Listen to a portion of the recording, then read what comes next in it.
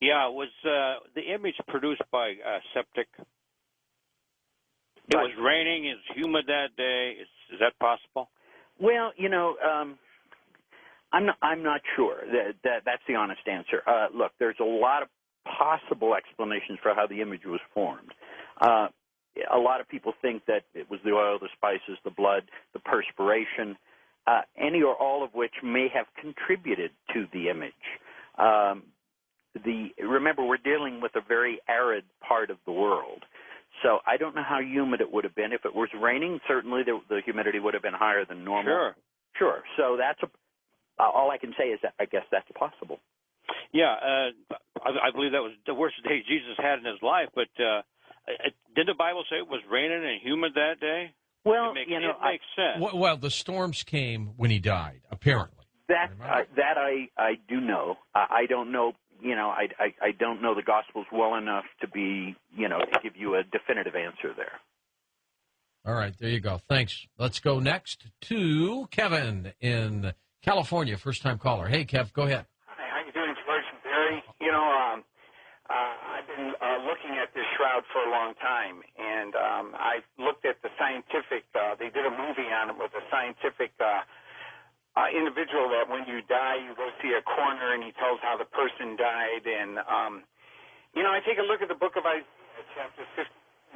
Well, we're going to lose you, Kevin. I was going to say I'm having trouble hearing the question. We lost him. Try to get back in, Kevin, if you can. That line's still open for you. Mesa, Arizona, west of the Rockies. Hello, Jeff. You're up with us on Coast to Coast. Go ahead, Jeffrey.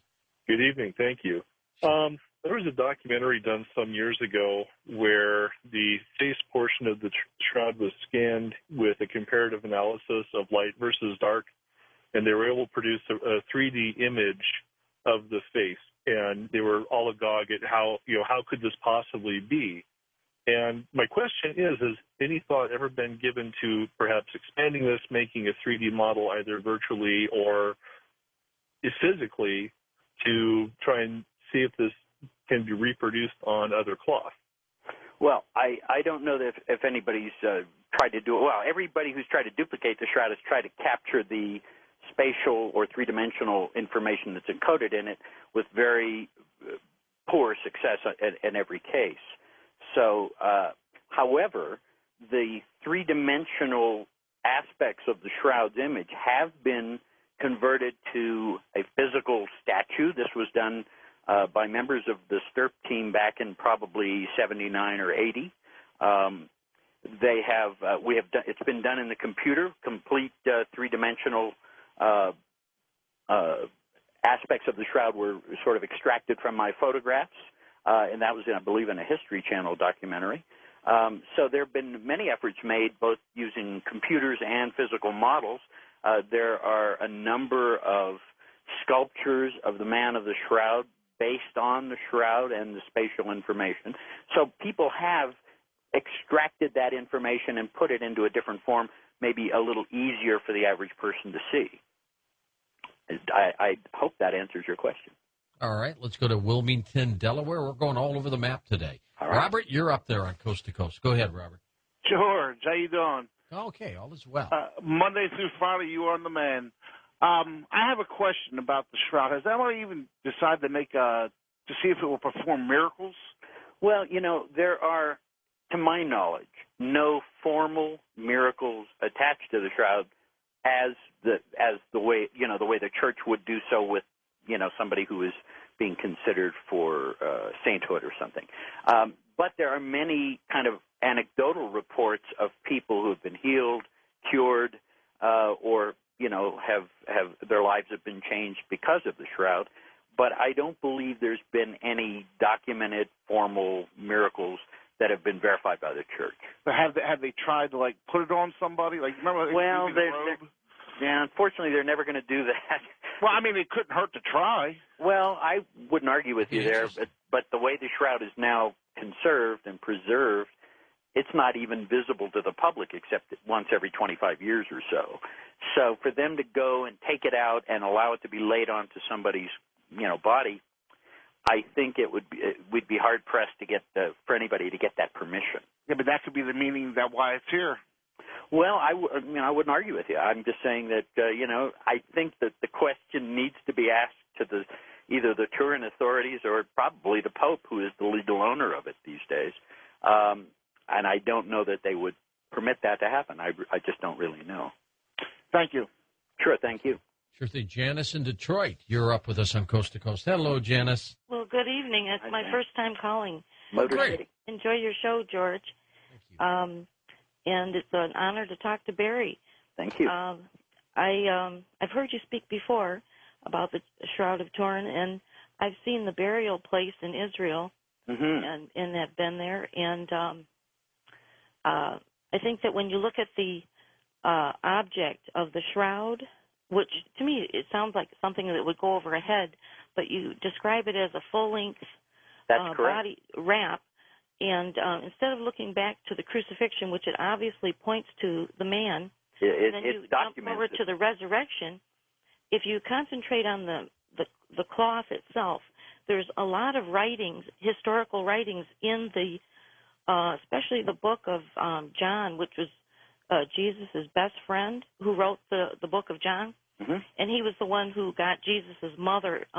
He's the only disciple that witnessed the crucifixion. True. And so he writes about this linen clothing, and there was two other Jewish guys that were secret disciples that were in the Sanhedrin, and one was Joseph of Arimathea. He was a wealthy man. It was his grave that it was his cloth, and yeah. I think and I the pointed other out one was Nicodemus, and they both were secret disciples. They would, because they didn't want to. The Jews would have kicked them out of the Sanhedrin if they would have known that they were, secretly into Jesus and his miracles and so on. But it said that they brought a mixture of myrrh and aloes, about 100 pounds. Right. And I think that's some of that stuff you were talking about earlier, the sugar. Well, actually, no, we would have gotten it. That's a completely different chemical makeup than what I was discussing, which was a treatment for the cloth. By itself when it was being manufactured, not after Jesus had been laid in it. Now, let's talk about those spices for a second, because, if you notice on the shroud, there are no side images of the man's sides anywhere.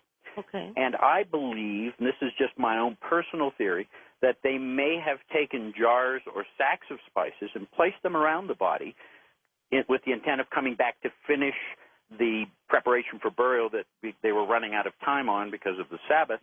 And when they laid the cloth over him, that would have then kept the sides from coming near enough to the cloth to be imaged. So that's one theory. Again, we can speculate on these things, but there are some things the shroud can't tell us, and so we have to either interpolate. Well, it helps to preserve the body because it was the manner of the Jews' way of burying with the spices too. Oh, absolutely. As a form of preservation, but also, in another chapter in that same book, it talks about when the first two disciples saw the grave that was open, and if you study that, you'll find a lot of information about your shroud. But it talks about the linen clothes that were lying there, and then they said that there was a napkin that was about his head. That's correct. That's a separate cloth. Yeah. It's kept in Oviedo, Spain. It's been there since the 6th century. Gee, so they've got that too. It's called the Sudarium of Oviedo. It has blood stains and other fluid stains from the nose and mouth, but no image. It would have been removed from the body before they began to clean the body, but it would have been kept in the tomb, as it says in the Gospels, because, remember, Jewish custom law is that any fluids or anything from the body have to be buried with the body so that when the Messiah comes and you're resurrected, you're intact. So all of these, even in modern-day Israel after a terror attack, they have righteous men going around picking up pieces of bodies and sopping up the blood and keeping it with the bodies so that it can all be buried together. It would be interesting if we could match the blood from the shroud to this cloth. Interestingly enough, George, some efforts have been made to do that.